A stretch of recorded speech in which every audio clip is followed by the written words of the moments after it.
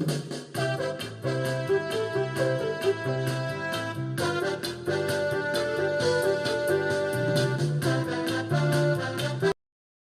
मुलांनो, तुमच्या आवडत्या संजय सरांच्या गोष्टींच्या शाळेत तुमचं मनपूर्वक स्वागत.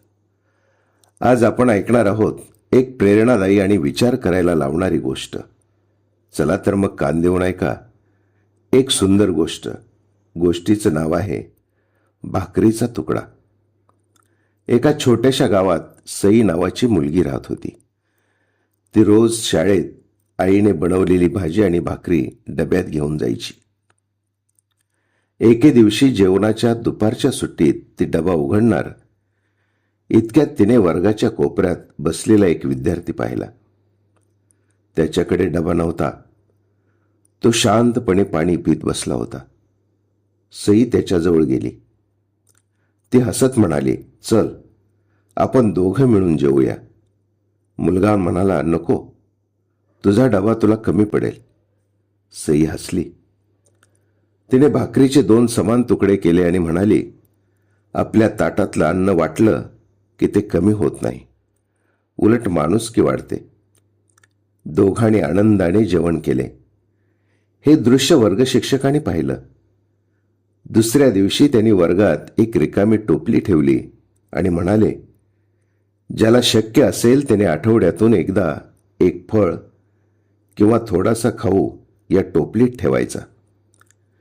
ज्याच्याकडे ज्या दिवशी डबा नसेल त्याला आपण सगळे मिळून मदत करू." हळूहळू संपूर्ण शाळेतील विद्यार्थ्यांनी हा उपक्रम स्वीकारला. कोणी भाकरी आणायचा, कोणी फळं, कोणी शेंगदाणे, कोणी गूळ.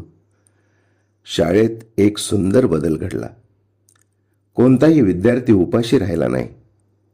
मुख्याध्यापक म्हणाले, "श्रीमंती पैशात नसते, दुसऱ्याच्या चेहऱ्यावर हसू फुलवण्यात खरी श्रीमंती असते."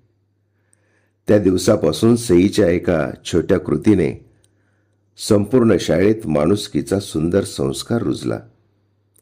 मुलांनो, आजच्या गोष्टीचं तात्पर्य, आपण जेव्हा आनंद, अन्न किंवा प्रेम वाटतो तेव्हा ते कमी होत नाही, उलट वाढतं. मुलांनो, मोठं घर, खूप पैसे किंवा मोठ्या वस्तू यामुळे माणूस मोठा होत नाही. मोठं मन असलं की माणूस खऱ्या अर्थाने मोठा होतो. गोष्टी संपतात, पण त्यातून मिळालेला विचार आयुष्यभर राहतो. पुन्हा भेटू.